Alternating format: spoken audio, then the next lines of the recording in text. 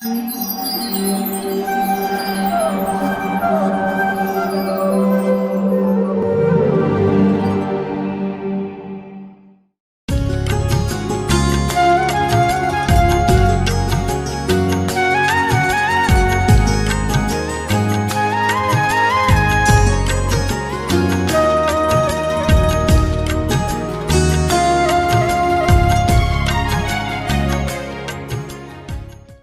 कृष्णा। आज इस कार्यक्रम में आप सभी का हार्दिक स्वागत है। आज हमारे वक्ता हैं श्रीमान प्रिय गोविंद प्रभु जी।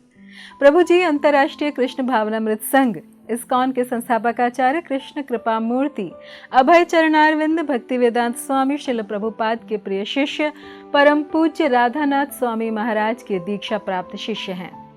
प्रभु जी सन 2007 में इस्कॉन के संपर्क में आए व सन 2013 में कृष्ण भावनामृत के प्रचार प्रसार हेतु उन्होंने ब्रह्मचर्य आश्रम स्वीकार किया। प्रभु जी अपने स्कूल के दिनों में एक अत्यंत ही मेधावी छात्र रहे हैं, जिन्होंने हाई स्कूल के गणित में 100% अंक प्राप्त किए तथा प्रभु जी ने army institute of technology Pune से कंप्यूटर में इंजीनियरिंग अर्थात बी की डिग्री प्राप्त की है।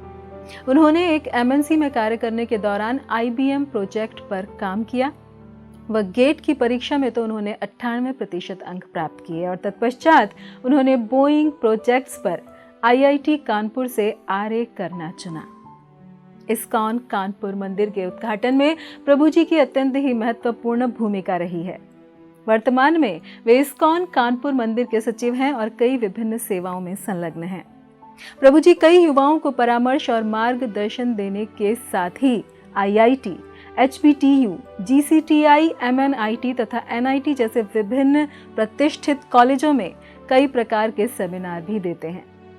हम सभी का अत्यंत ही सौभाग्य है कि इतने मेधावी व प्रतिभाशाली व्यक्तित्व आज हमारे साथ इस कार्यक्रम में हैं।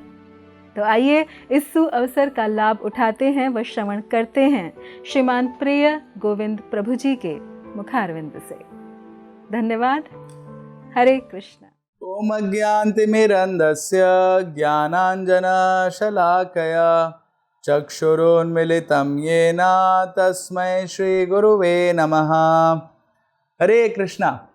आप सभी का पुनः एक बार स्वागत है श्री कृष्ण भगवान की वृंदावन लीलाओं की चर्चा में।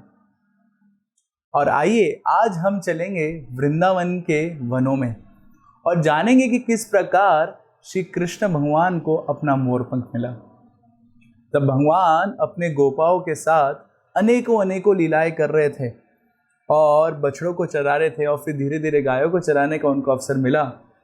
तो एक समय की बात है कि भगवान वृंदावन के वन में गए। अभी वृंदावन जो है उसमें वन साधारण वन नहीं है। हमने सुना था कि वहाँ के वृक्ष है कल्प वृक्ष, जो कुछ भी इच्छा हम करते हैं उसको पूरी कर देते हैं। और वहाँ की जो रज है वो है चिंतामणि। चिंतामणि रज है वृंदावन की। वृंदावन की रज की महिमा इतनी ज़्यादा गाई जाती है कि एक कवि ने कहा है कि वृंदावन की रज इतनी महान है कि सारे वैकुंठा लोक, सारा स्वर्ग, पृथ्वी, कुछ भी ले लीजिए, किसी का कोई भी ऐश्वर्य ले लीजिए, परंतु वृंदावन की रज के एक कण के समान भी वो नहीं हो सकता। क्यों नहीं हो सकता? तो बताते हैं, क्योंकि जब कान्हा ने थोड़ी सी रज खाई थी तो वो थोड़ी सी रज यानी कुछ ही कण वो रज के किसमें कन्वर्ट हो गए थे? पूरे ब्रह्मांड में। जी हाँ, तब कान्हा ने रज खाई थी और मैया यशोदा ने उसके मुंह में देखा तो उनको दिखा कि कैसे पूरा ब्रह्मांड है और उस ब्रह्मांड के अंदर अनेकों ग्रह, और उस ग्रह में ये पृथ्वी लोग, और उसमें यशोदा माई ने स्वयं को पाया। तो ये महानता है वृंदावन की रज की।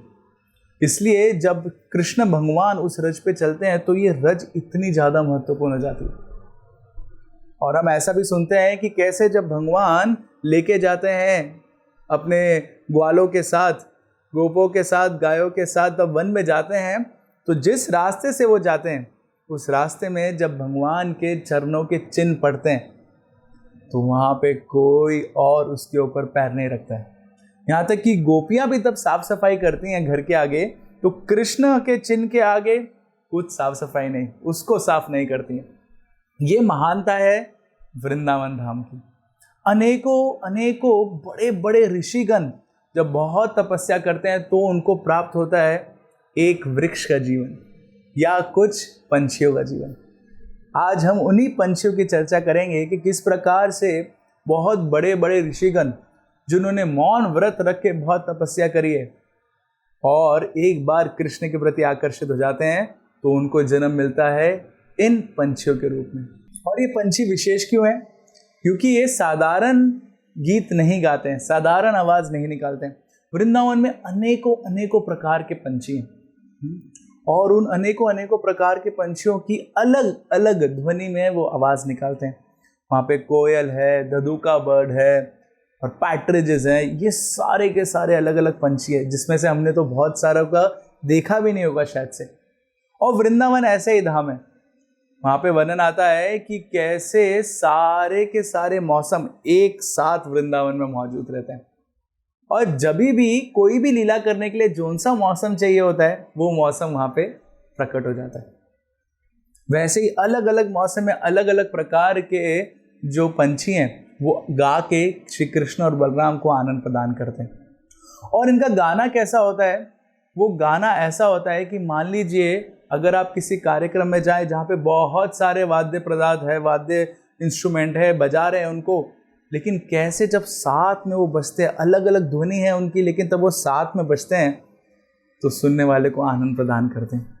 हमको पता नहीं चलता कि कौन सा वाद्य ज़्यादा तेजी से बज रहा है, कौन सा वाद्य कम तेजी से बज रहा है, परंतु उन सब की हारमोनी, वो सब लोग जब एक साथ आके जो संगीत निकालते हैं वो हृदय को छू जाता है। तो उसी प्रकार से वृंदावन में जो अलग अलग पंछी हैं तब वो साथ में आते हैं पतझड़ के मौसम में। विशेष करके बताया गया पतझड़ के मौसम में वो साथ में आके सब लोग गीत गाते हैं और अपनी अपनी आवाज़ से वो गाते हैं और उनकी आवाज़ इतनी मधुर लगती है कृष्ण और बलराम को कि सबसे ज़्यादा आनंद उनको प्रदान करती हैं। अभी ये पंछी ऐसे ही नहीं कि कुछ भी गाते हैं, हमारे आचार्यगण बताते हैं कि ये पंछी की वाणी में बहुत ज़्यादा तत्व होता है। क्यों भला? क्योंकि ये जो सारे के सारे पंछी हैं ये बहुत बड़े ऋषि मुनिगण हैं जिन्होंने बहुत तपस्या करी, बहुत ज्ञान अर्जित किया और बाद में उनको तब पता चला कि श्री कृष्ण भगवान इतने आकर्षक है तो उन्होंने कहा कि ये सारी तपस्या को साइड में रखो, हम भगवान की सेवा करने के लिए जाएंगे। तो इसलिए जब वो बोलते हैं तो उस बोलने से भी कृष्ण भगवान का इतना ज़्यादा गुणगान हो जाता है। और कृष्णदास कविराज गोस्वामी जिन्होंने चैतन्य चरितामृत लिखी है वो इसका वर्णन करते हैं कि क्या बोलते हैं। तो बताते हैं कि ददुका नाम का जो पंछी है वो बोलते हैं कोआ कोआ और दूसरा पंछी उनको बोलते हैं, रिप्लाई करते हैं कुआ वा कुआ वा।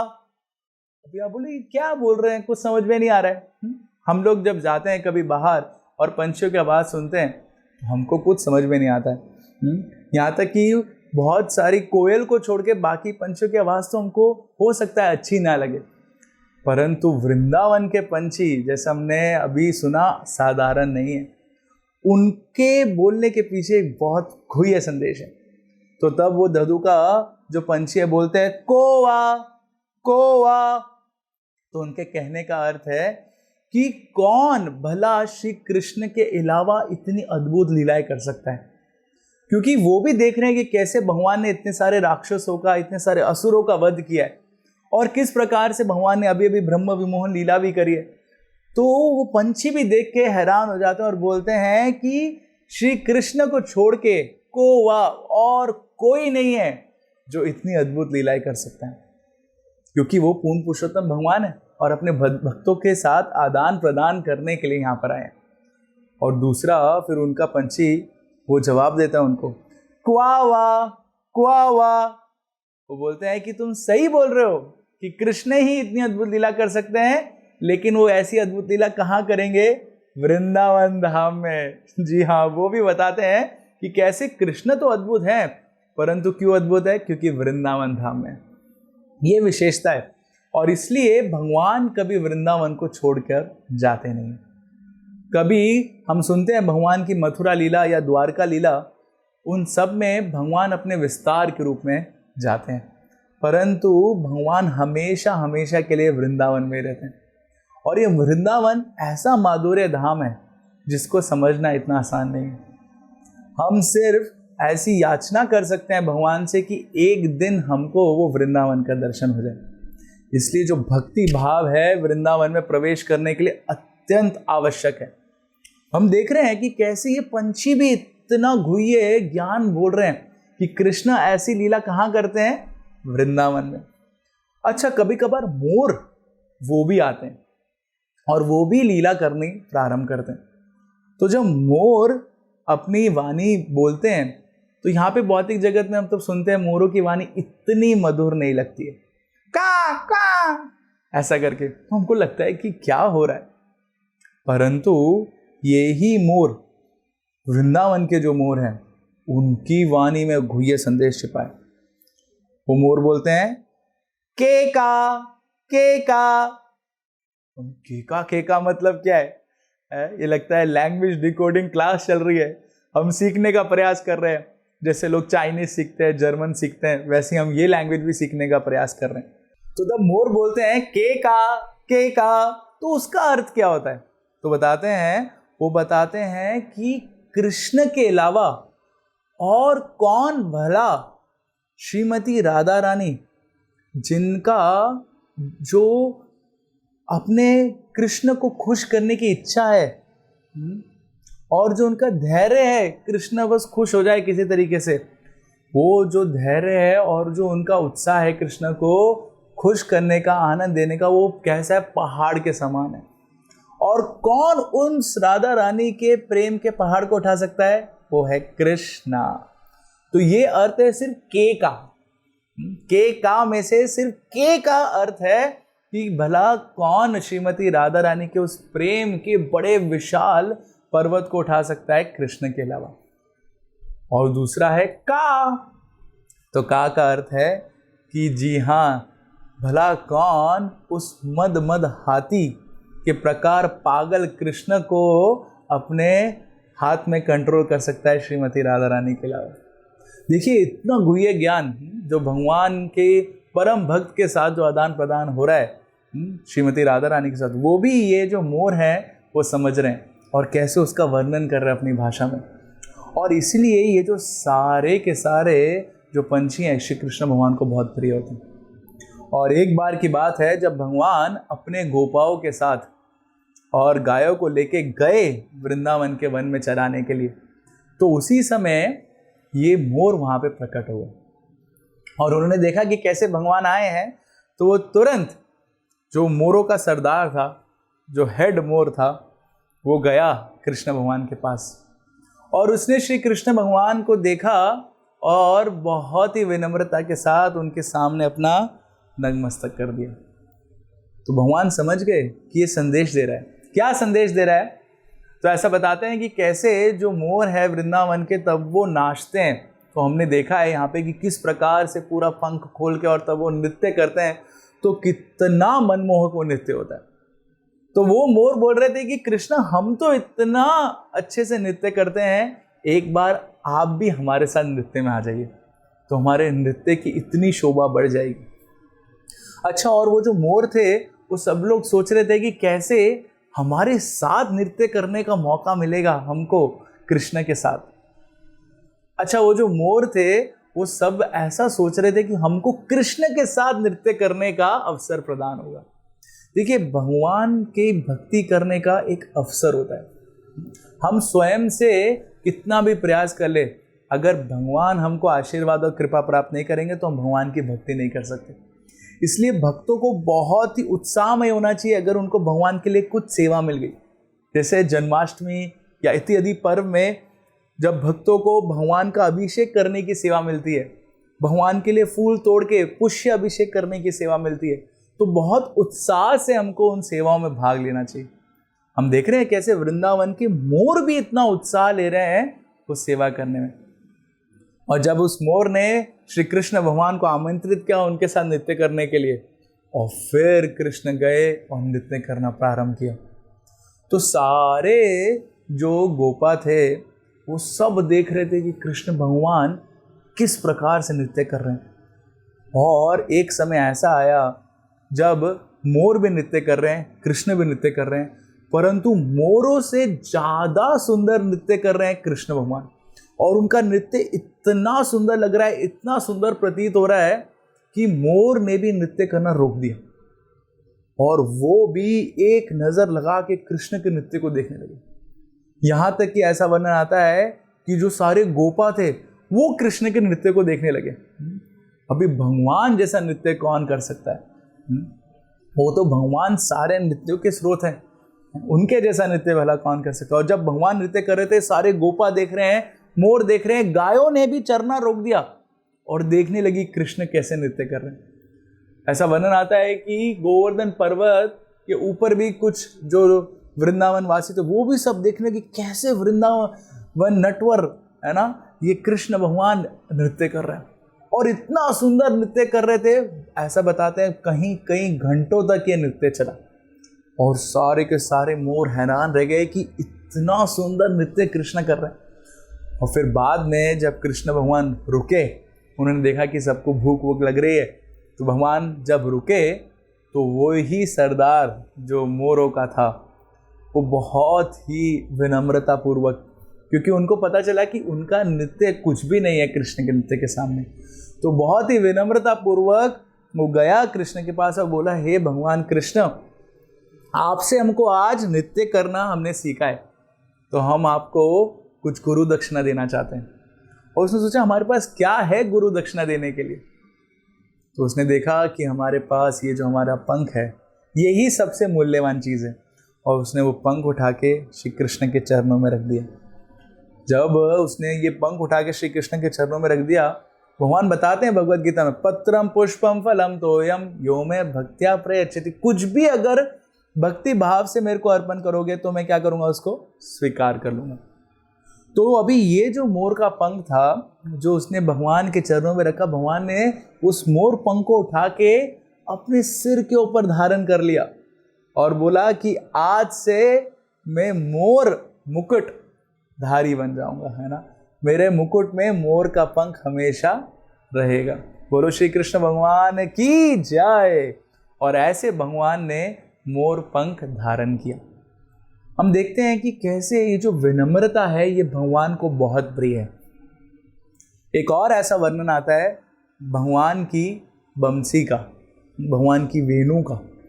इसका भी ऐसे ही वर्णन आता है कि कैसे भगवान ने अपने वेणु को चुना, क्यों भगवान ने उस बांस के एक छोटे से टुकड़े को चुना अपने वेणु बनाने के लिए और उसको अपने होठों से छुआ। वो होठ जो बड़े बड़े ऋषिगण गोपियां बन के प्राप्त करने की इच्छा कर रहे हैं, वो होठ जो एकदम लाल हैं, अगर शंख भी बजाते तो शंख भी लाल हो जाता है।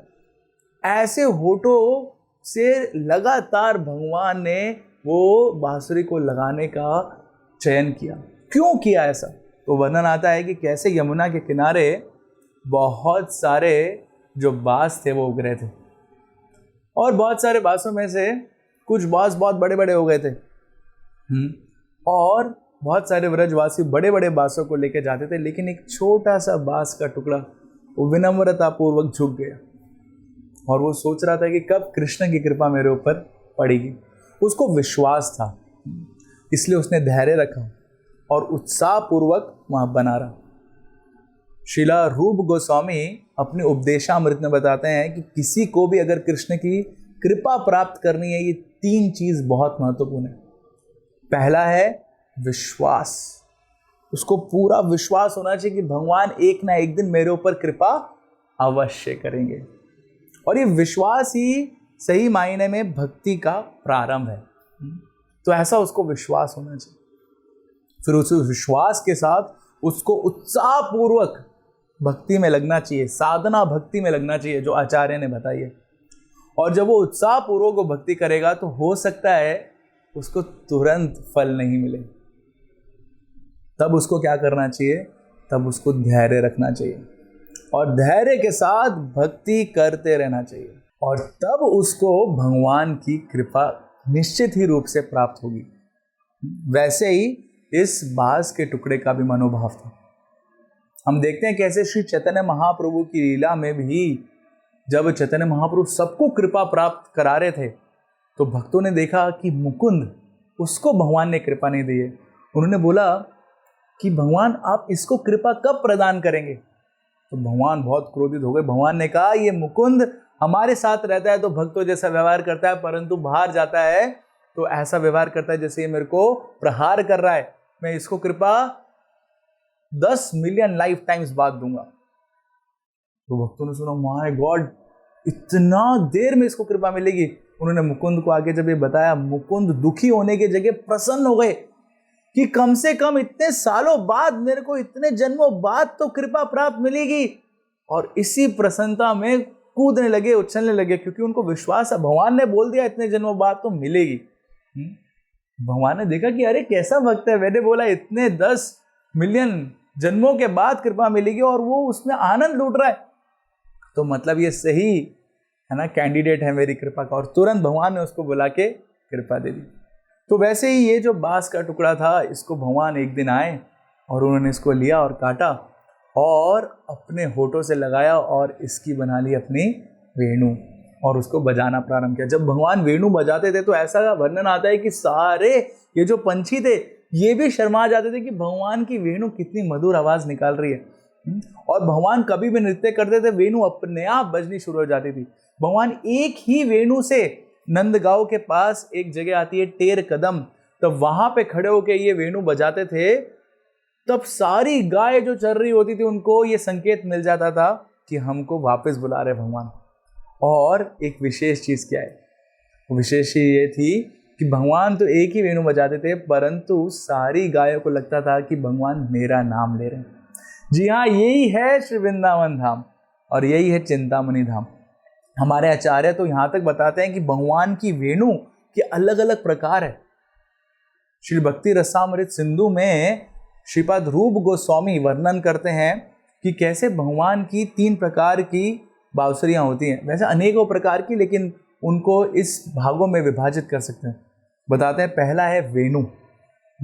वेणु मतलब कि वो 6 इंच की ही होती है और उसमें 6 छिद्र होते हैं बजाने के लिए, तो वो होती है वेणु। सबसे प्रिलिमिनरी बांसुरी बोल सकते हैं, है ना। फिर उसके बाद एक अगले स्तर की बांसुरी होती है, उसका नाम है मुरली। उसको वेणु नहीं बोलते, उसको बोलते हैं मुरली। अभी ये हम कैसे समझ सकते हैं कि एक ही चीज का अलग अलग, लेकिन इस भौतिक जगत में भी हम देखते हैं जिसको हम फ्लूट बोलते हैं, बहुत अनेकों अनेकों प्रकार के फ्लूट्स हैं। तो वैसे ही भगवान की दूसरी प्रकार की जो बांसुरी होती है वो होती है मुरली। उसका वर्णन भी दिया है कि वो 18 इंच लंबी होती है और उसके आखिरी में एक छिद्र होता है और बाकी उसके शरीर में सिर्फ 4 छिद्र होते हैं, जिसमें से बहुत मधुर आवाज निकलती है। अभी भगवान कृष्ण तो कुछ भी बजाते तो मधुर बन जाता है, परंतु ऐसे उनकी बांसुरी का पूरा टेक्निकल डिटेल हमारे आचार्यों ने दिया है। इसलिए हमको कुछ भी संदेह नहीं होना चाहिए, संकोच नहीं होना चाहिए भगवान कृष्ण को समर्पित करने के लिए अपने आप को। और फिर तीसरी है वंशी, जिसको वंशी बोला जाता है। वो 15 इंच लंबी होती है और उसके अंदर 9 प्रकार के छिद्र होते हैं और जिनको भगवान बजाते हैं। अच्छा, इन सब मुरली, वंशी, वेणु का अलग अलग नाम भी है और उनके अलग अलग कार्यों के हिसाब से अलग अलग नाम है, जैसे महानंदी, सम्मोहिनी, आकर्षणी, आनंदी। अभी ये अलग अलग नाम क्यों पड़ते हैं? तो बताते हैं, जब भगवान एकदम सरल तरीके से बांसुरी बजाते हैं और वो खासकर जो बांसुरी, वो बांस की बांसुरी बजाते हैं, तो इतनी मधुर आवाज निकलती है कि किसी का भी मन मोह लेती है, इसलिए उसका नाम है सम्मोहिनी। फिर भगवान की बांसुरी जब बहुत सारे प्राकृतिक पदार्थों, जैसे सुंदर सुंदर स्टोन्स होते हैं, वो उससे सब सुसज्जित हो जाती है और फिर जब भगवान उसको बजाते हैं तो और ज़्यादा मनमोहन होती है और सभी को आकर्षित कर लेती है, इसलिए उसका नाम पड़ता है आकर्षणी। और फिर जब भगवान की जो बांसुरी है वो बिल्कुल ही अलग प्रकार की बनी है, सोने चांदी से बनी है, एकदम सुंदर सुसज्जित है और उसको बजाने से कोई भी आनंदित हो जाता है, उसका नाम पड़ता है आनंदी। जी हाँ, ऐसे अलग अलग प्रकार की भगवान के वेणु मुरली वंशी का वर्णन आता है। और ऐसे भगवान जब देखते हैं कि कैसे विनम्रता पूर्वक कोई मेरे पास आ रहा है तो उसको भी उठा के इतना सम्मान दे देते हैं। हम देखते हैं कि किस प्रकार से गोपियां भी गाती हैं वेणु गीत, इस वेणु की प्रशंसा करते हुए कि कितना बड़ा सौभाग्य इस वेणु को प्राप्त हुआ है। परंतु वो पूरा सौभाग्य क्यों प्राप्त हुआ है? क्योंकि वेणु ने विनम्र बनने का निश्चय लिया है। भगवान श्री चैतन्य महाप्रभु अपनी शिक्षा अष्टकम प्रार्थनाओं में बताते हैं, त्रिनादपि सुनीचेना तरोर अपि सहिष्णुना अमानिना मान देना कीर्तन्य सदा हरि। बताते कौन है जो कीर्तन सदा कर सकता है। बताते त्रिनादपि सुनीचेना, जो तृण है, जो घास का टुकड़ा है, उससे भी ज्यादा विनम्र व्यक्ति। तरोर अपि सहिष्णुना, यानी जो वृक्ष है, वृक्ष हम देखते हैं कितना सर्दी गर्मी सब कुछ सहन करता है और फिर भी छाया देता है, तो वृक्ष के समान जो सहनशील है। अमानिना मान देना, यानी जो मान की अपेक्षा नहीं करता है। हम देखते हैं सब लोग इस जगत में मान की अपेक्षा करते हैं और मान देता है, वो व्यक्ति कीर्तन सदा कर सकता है। तो ऐसे ही भगवान श्री कृष्ण की लीलाओं का कीर्तन हम लोग जारी रखेंगे अपने अगले सत्र में और देखेंगे कि कैसे भगवान ने आगे जाके गायों को चराना प्रारंभ किया और कैसे अनेक अनेक लीलाएं करी। तब तक के लिए बहुत बहुत धन्यवाद। हरे कृष्णा। ऐसे ही और भक्तिमय कार्यक्रमों के लिए देखिए हरे कृष्णा टेलीविजन और इसे प्राप्त करने के लिए आप अपने केबल अथवा DTH ऑपरेटर से संपर्क करें तथा और अधिक जानकारी के लिए आज ही डायल करें 7666 839 839।